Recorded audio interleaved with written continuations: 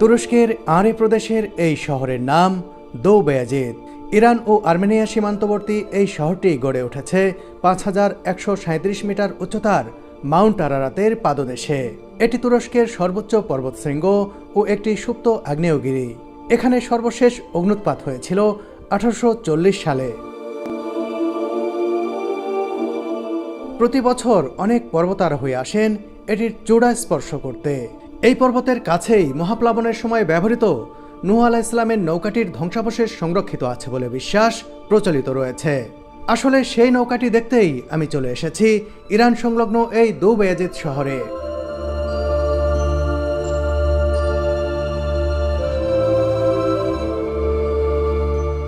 এই শহরের দোকানপাট, অবকাঠামো, মানুষজনের চেহারা ও চলনবলনে ইরানি ছাপ স্পষ্ট।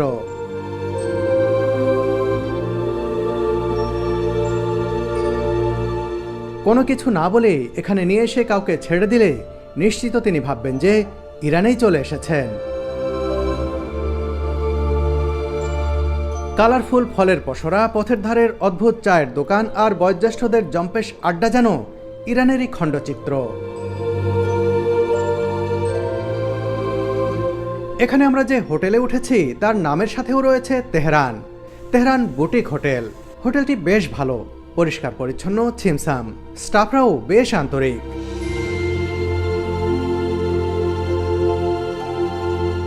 নূহ আলাইহিস সালামের সেই নৌকা দেখতে যাব। এখান থেকে আমাদের প্রায় ৩০ কিলোমিটার দূরে যেতে হবে। আমরা একটু তার আগে খেয়ে নিতে চাই। আমার ভাই কি বলেন? আমরা জানি যে তুরস্কে কাবাব খুবই বিখ্যাত। এই শহরেও খুব ভালো কাবাব তৈরি হয়। আমরা এখন একসাথে ঝটপট দুপুরের খাবার খেয়ে নেব, এরপর রওনা দেব নূহ আলাইহিস সালামের সেই নৌকা দেখতে, সেই নৌকার সন্ধানে, আর জানাবো যে আসলেই এটিই কি সেই নৌকা যে নৌকায় করে নূহ আলাইহিস সালাম সেই বন্যার আগ মুহূর্তে তার জাতির বিশ্বাসীদের তুলেছিলেন এবং বাঁচিয়েছিলেন।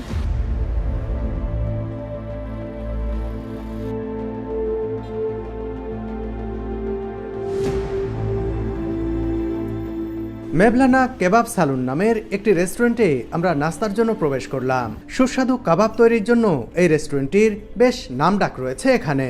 আমরা অর্ডার করার পরই শুরু হয়ে গেল কাবাব তৈরির কাজ।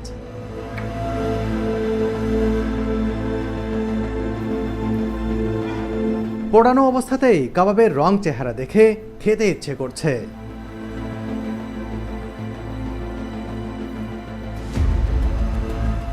কাবাবের সাথে তারা রুটির পাশাপাশি সালাদ সহ আরও বেশ কিছু আইটেম দিয়ে থাকেন, যা কাবাব ভোজনকে আরও উপভোগ্য করে তোলে।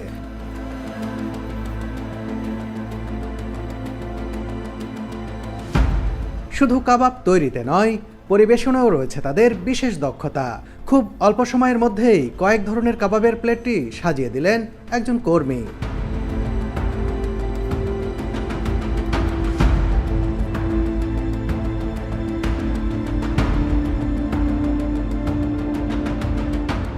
টেবিলে কাবাব পরিবেশনের পর দেয়া হলো একটি করে আয়রানো। কাবাবের সাথে দেওয়া গ্রিলড পেপারস আর অনিয়নও বেশ মজার। যা হোক, এই রেস্টুরেন্টের কাবাব আমরা বেশ তৃপ্তি সহকারে খেলাম। সুস্বাদু এই খাবারের কথা মনে থাকবে অনেক দিন।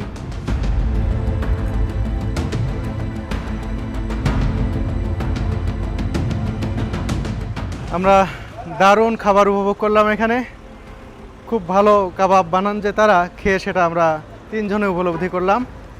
পেট ভর্তি হয়েছে, এখন মনের খোরাক জোগাতে হবে। পেটের খোরাক হয়েছে, এখন মনের খোরাক। মনের খোরাক বলতে আমরা যে নূহ আলাইহিস সালামের নৌকা দেখতে যাব সেটাই বোঝাচ্ছি। আর দেরি নয়, মামুন ভাই এখন একটা গাড়ি ঠিক করবেন আমাদের জন্য। সেই গাড়িতে করে আমরা চলে যাব সেই নূহ আলাইহিস সালামের নৌকা দেখতে।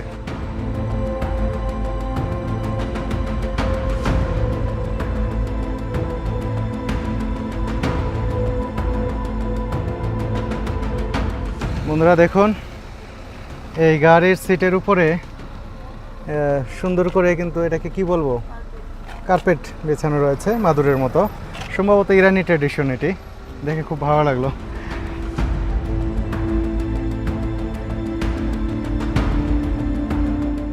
সুরভি, এই শহরটা কেমন লাগছে তোমার কাছে? ভীষণ সুন্দর লাগছে। এরকম শহর তো আগে দেখিনি।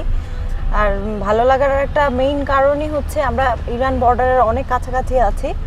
আর যেহেতু আমি ইরানি মুভি অনেক দেখছি, তো সেই অনুযায়ী তাদের যে মানুষজনগুলো চলাফেরা, তাদের পোশাক আশাক, তারপর বয়স্ক লোকজন, এদের দেখে আমার ইরানি সেই ওই মুভিগুলার ওই ক্যারেক্টারগুলা খুব মনে পড়ছে। আর এই এরিয়াটা একটু অন্য ধাঁচের, ইরানি ধাঁচের, তো এই জন্য আরো বেশি ভালো লাগছে। আর নৌকা, নতুন একটা জায়গা, নতুন পরিবেশ, ভীষণ ভালো লাগছে। আর তার থেকে বড় কথা, যে উদ্দেশ্যে এখানে আসা, সেটা হচ্ছে নূহ আলাইহিস সালামের সেই নৌকা। সেই মানে এটা আমার সৌভাগ্য যে এই জায়গাটাতে যেতে পারছি, এখন যাচ্ছি আমরা। ভাই। জি ভাই। তুরস্কের অনেক শহরেই তো গিয়েছেন, এই শহরে কি এর আগে এসেছেন আপনি? না, এই প্রথম আসলে। আর এতে মানে এই এরিয়াতে দো বায়াজিদ এই মানে এই প্রথম।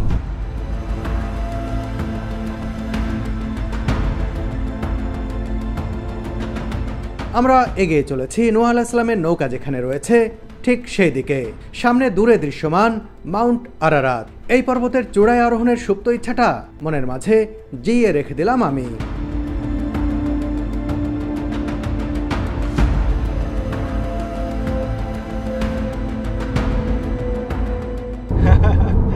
Thank you. ওয়েলকাম। আসলে দেখুন, তারা এতই আন্তরিক, সব মানুষজন, আমি অভিভূত হয়ে যাচ্ছি এই তুরস্কে ঘুরতে এসে। তারা এত মিশুক, এত আন্তরিক, এটা খুবই ভালো লাগার বিষয়। আপনারা যারা তুরস্কে ঘুরতে আসবেন দেখবেন যে এখানকার সব মানুষই, অধিকাংশ মানুষই আমি পেয়েছি তারা খুব আন্তরিক। আর বাংলাদেশের প্রতি তারা আরও বেশি আন্তরিক। বাংলাদেশি শুনলে তারা বলে আমরা তো ভাই ভাই, বন্ধু বন্ধু, এরকম বলে।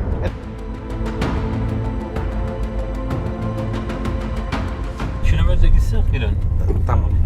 উনি বলতেছেন যে এখানে যে পাহাড়টা দেখা যাচ্ছে, এই পাহাড়ের ওই পারেই হচ্ছে ইরান, আর আমরা এই পারে হচ্ছে টার্কিতে। আর মানে আমি বলছিলাম যে আমরা কি দেখতে পারবো নাকি ইরানের গ্রাম। উনি বলে যে এইখান থেকে দেখতে পারবেন না, পাহাড়ের উপরে ওঠা নিষিদ্ধ। কিন্তু পাশেই একটা জায়গা আছে যেখানে হচ্ছে মানে আমরা ওই ইরানের যে গ্রাম, এই পাশ থেকে দেখা যায়। তা আমরা আগে হচ্ছে এই মাউন্টে যাব, তারপর এখান থেকে এসে আমাদের ওখানেও আমরা কন্টিনিউ করবো, ওখানে যাব। দেখা যাক। একেবারে ইরান তুরস্ক বর্ডার লাইন দিয়ে আমরা যাচ্ছি। আর ওই যে পাহাড়টি দেখতে পাচ্ছেন, এই পাহাড়ের ঠিক ওপারেই হচ্ছে ইরানের গ্রাম রয়েছে, মানে ইরান। আর এপারে হচ্ছে তুরস্ক। আমরা আমাদের যিনি ড্রাইভার ভাই রয়েছেন, তিনি বললেন যে আমি চেষ্টা করব তোমাদেরকে দেখানোর। দেখা যাক তিনি দেখাতে পারেন কিনা। তার আগে আমরা দেখার চেষ্টা করব নূহ আলাইহিস সালামের নৌকা, সেটা আগে দেখি।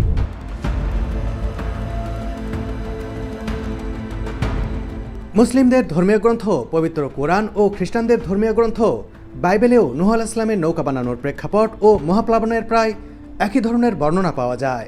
হজরত আদম আলাইহিস সালামের মৃত্যুর অনেক বছর পর পৃথিবীর মানুষ সৃষ্টিকর্তাকে ভুলে গিয়ে হানাহানি ও অন্যান্য খারাপ কাজে লিপ্ত হয়েছিল। তাদেরকে সঠিক পথে ফেরানোর জন্য সৃষ্টিকর্তা নূহ আলাইহিস সালামকে পাঠিয়েছিলেন। কিন্তু তখনকার অধিকাংশ মানুষই নূহ আলাইহিস সালামের দেখানো পথে হাঁটেননি। এমন পরিস্থিতিতে সৃষ্টিকর্তা সিদ্ধান্ত নিলেন যে এক মহাপ্লাবন সৃষ্টি করে তিনি বিপথগামীদের ধ্বংস করে দেবেন। এরপর নূহ আলাইহিস সালামকে একটি বড় আকৃতির নৌকা বানাতে বলা হয়। বাইবেলের বর্ণনা অনুযায়ী লম্বায় নৌকাটির দৈর্ঘ্য ছিল প্রায় 500 ফুট। গফার বা সাইপ্রাস গাছের কাঠ দিয়ে তৈরি নৌকাটির 3টি আলাদা তলা এবং একটি দরজা ছিল। পশু পাখির মধ্য থেকে নারী ও পুরুষ মিলিয়ে প্রতিটি জোড়ায় জোড়ায় নৌকাটিতে তোলা হয়। এরপর শুরু হয় মহাপ্লাবন। প্রায় 40 দিন এবং 40 রাত ধরে মুষলধারে বৃষ্টিপাত হয়। জলের তলে ডুবে যায় গোটা পৃথিবী। এছাড়া 150 দিন জলে ভেসে বেড়ানোর পর নূহ আলাইহিস সালামের নৌকাটি জুদি নামের একটি পর্বতে নোঙর ফেলে বলে কোরআনের বর্ণনায় উল্লেখ রয়েছে। ইসলামী পণ্ডিতদের অনেকেই মনে করেন যে জুদি পর্বতটি তুরস্কের আরারাত পর্বতমালারই একটি অংশ। মহাপ্লাবন শেষে নৌকাটি মাউন্ট আরারাতে নোঙর করার বিষয়টি বাইবেলেও উল্লেখ রয়েছে। যখন সেই প্লাবন এসেছিল তখন সব কিছু ডুবে গিয়েছিল। বলা হয়ে থাকে যে গোটা দুনিয়ায় ডুবে গিয়েছিল। শুধুমাত্র বেঁচে ছিলেন তারাই যারা উঠেছিলেন নূহ আলাইহিস সালামের সেই নৌকায়। ধর্মীয় এই কাহিনী কে না শুনেছেন? আমরা সবাই জানি এটি। আজ সেখানে যাচ্ছি, এটা সত্যি এই ভালো লাগা বলে বোঝানো যাবে না।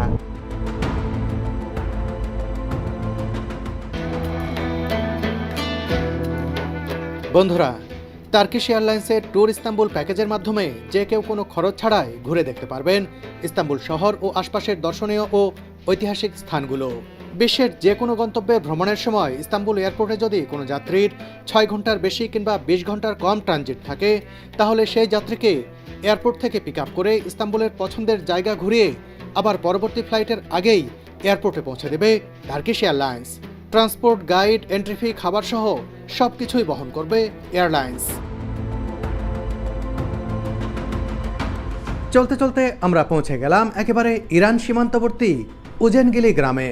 এখানেই রয়েছে নূহ আলাইহিস সালামের নৌকার ধ্বংসাবশেষ। ভিউ পয়েন্টে রয়েছে একটি ভিজিটর সেন্টার তথা ছোটখাটো একটি জাদুঘরও।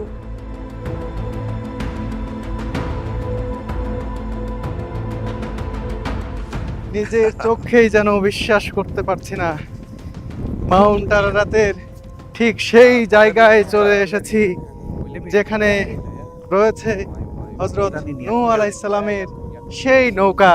এই যে দেখুন, একটু ভালোভাবে খেয়াল করলে যে কেউ বুঝতে পারবেন পাহাড়ের বিস্তীর্ণ একটা এলাকা জুড়ে বিশাল একটি নৌকার শেপ দেখা যাচ্ছে।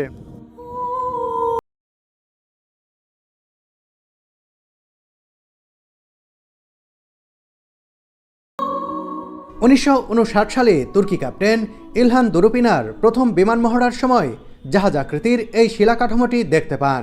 কাঠামোটি প্রায় 160 মিটার লম্বা এবং এর মধ্যে টানেল ও একাধিক তলের মতো গঠন রয়েছে, যা বাইবেলে উল্লেখিত বর্ণনার সঙ্গে মিলে যায় বলে অনেকেই মনে করেন। যে নৌকা নিয়ে নূহ আলাইহিস সালাম ভেসেছিলেন, দুনিয়ায় যখন মহাপ্লাবন হয়েছিল তখন এই নৌকাতেই উঠেছিলেন নূহ আলাইহিস সালাম। উঠিয়ে নিয়েছিলেন মানবকুল, প্রাণীকুল, পাখিকুল সহ অজস্র প্রাণী, জীব জন্তুকে। সেই নৌকা যে এখানে আমি নিজ চোখে দেখছি, এটা আমার জন্য দারুণ একটা অভিজ্ঞতা। সত্যিই নিজের চোখেই যেন বিশ্বাস করতে পারছি না। ছোটবেলা থেকে এই ধরনের গল্প শুনে এসেছি, বইয়ে পড়ে এসেছি। আজ বাস্তবে চোখের সামনে নূহ আলাইহিস সালামের সেই নৌকা, সেই নৌকার শেপ দেখতে পাচ্ছি।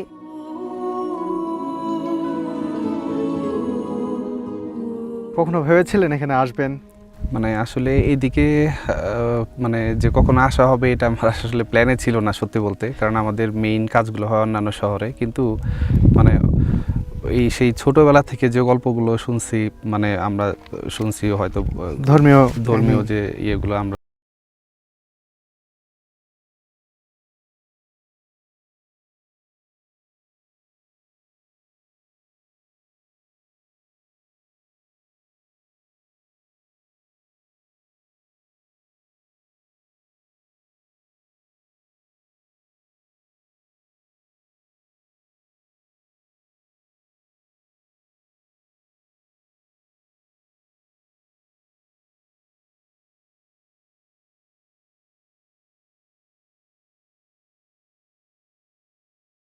আসার পরই যিনি আমাদেরকে নিয়ে এসে দেখালেন যে আসো আসো দেখো ওই যে নূহ আলাইহিস সালামের নৌকা, তার সাথে কথা বলতে চাই যে তিনি কতটা এ ব্যাপারে আমাদের তথ্য দিতে পারেন সেটি জানতে চাই। আর এ ব্যাপারে সহযোগিতা করছেন মামুন ভাই। যেহেতু মামুন ভাই, আপনারা মামুন ভাইকে অনেকেই চেনেন যে তিনি তুর্কি স্টেট ট্যুরের কর্ণধার। আচ্ছা মামুন ভাই, ওনাকে একটু জিজ্ঞেস করুন যে এটা নিয়ে তো একটা প্রশ্ন আছে যে আসলেই কি এই নূহ আলাইহিস সালামের নৌকাটা এটা এখানে যেটা দেখছি এটা অরিজিনাল কিনা, থাকলে কি কি প্রমাণ আছে, ওনাকে এটা জিজ্ঞেস করুন। Şimdi arkadaş soruyor, aslında bu konuda burası gerçekten Nuh Peygamber'in gemisi mi? Bu bazı kişiler diyorlar bu orijinal bilgi mi? Şimdi bu konuda yani siz ne diyorsunuz? Gerçek bu Nuh Peygamber'in gemisidir. Çünkü buranın araştırması yapmış. 1959 Yarbay Kaptan İnadolu Pınar keşfedilmiş. কোন ভাই উনি কি বললেন? উনি বলতেছেন যে এটা আসলে অরিজিনালি নূহ আলাইহিসসালামের যে নৌকার যে জায়গাটা এটা নিয়ে অনেক রিসার্চও হয়েছে। İşte Amerikalılar geldiler. 1980 Ron White Amerikalı buranın araştırması yapmış. ও নিয়ে আরাশমাস Buranın araştırması yaparken oradan burada içeride sevgileşmişiz biz. তো উনি বলতেছেন যে ওই আমেরিকা থেকে যে টিম আসছিল ওনারা এখানে রিসার্চ করেছেন, রিসার্চ করে এখানে যে নৌকার যে পার্ট কাঠের এরকম অনেক কিছু এখান থেকে ওনারা পেয়েছেন যেগুলো এখন বর্তমানে এই মিউজিয়ামেই সংরক্ষিত আছে। বন্ধুরা, এই যে মেহমেদ ভাই আমাদেরকে নিয়ে যাচ্ছেন যে তোমরা এখান থেকে দেখো, এখান থেকে দেখলে আরও ভালোভাবে নৌকাটি বুঝতে পারবে। কত আন্তরিক দেখুন।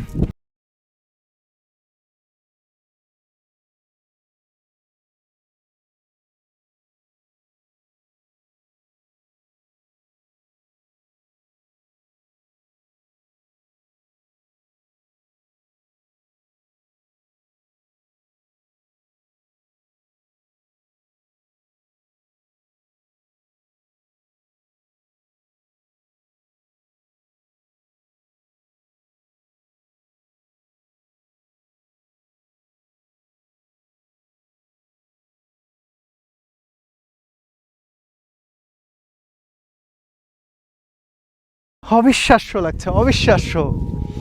সেটা কিভাবে যে বোঝাবো যে এই এক্সপ্রেশন, এই অনুভূতি কেমন হতে পারে সেটা আমার বোঝানো আমার পক্ষে অসম্ভব।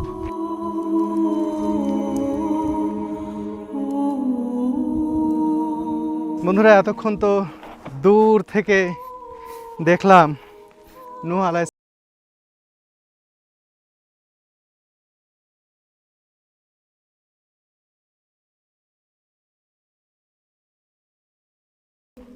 অনেক নিচে নেমে গেছেন, আমরাও নামছি। আর ওই যে সেই নৌকা, শুধু কাছে যেতে চাচ্ছি তাই নয়,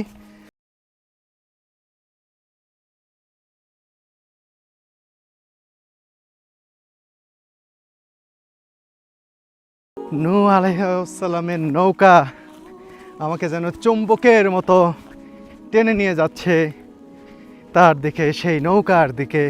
দেখুন এই যে নৌকা, এটি কিন্তু কাছে থেকে বোঝার উপায় খুব কম। দূর থেকে আমরা যেখান থেকে দেখলাম, উঁচু থেকে দেখলে সবচেয়ে ভালো, সবচেয়ে স্পষ্টভাবে বোঝা যায়। কোনো বড় জিনিস যখন দেখতে হয়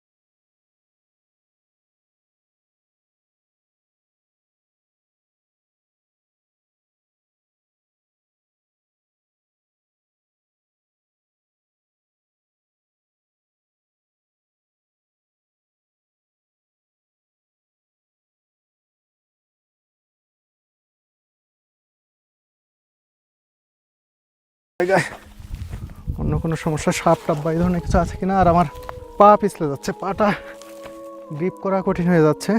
এখানে বেশ কিছু পথ আমাকে লাফ দিতে হবে। ও মাই গড, আমি জানি না পরবর্তীতে কী হবে। আমার গোড়ালিতে ভীষণ ব্যথা পেয়েছি। দেখুন এই গিরিখাদের মধ্যে, উফ, নূহ আলাইহিস সালামের নৌকার প্রতি যে চম্বুকের মতো টান, আর সেই টানে যে আমি এই উঁচু থেকে লাফ দিয়েছি আর পায়ে এত জোরে আঘাত লেগেছে গোড়ালিতে ঠিক, ও মা, পা নাড়াতে পারছি না।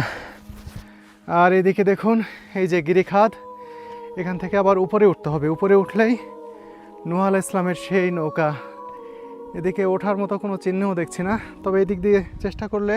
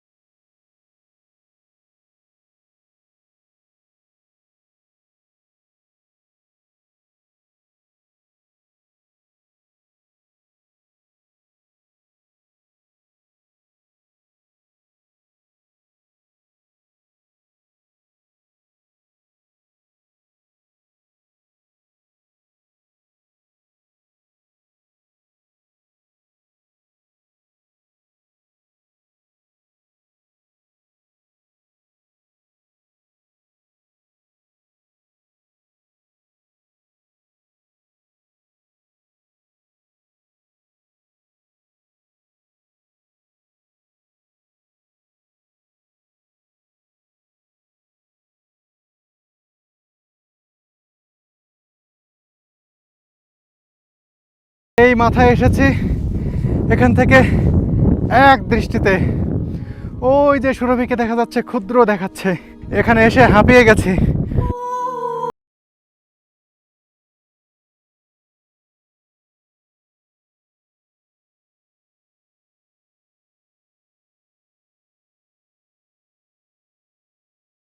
দিকে নৌকাটা ঢালু হয়ে রয়েছে, যেদিক দিয়ে উঠেছিলাম ঠিক সেদিকে যাচ্ছি। আর যাওয়ার সময় এখানে এত লতা গুল্ম ঘাস আর এত সুন্দর, দেখুন এই নৌকার ভিতর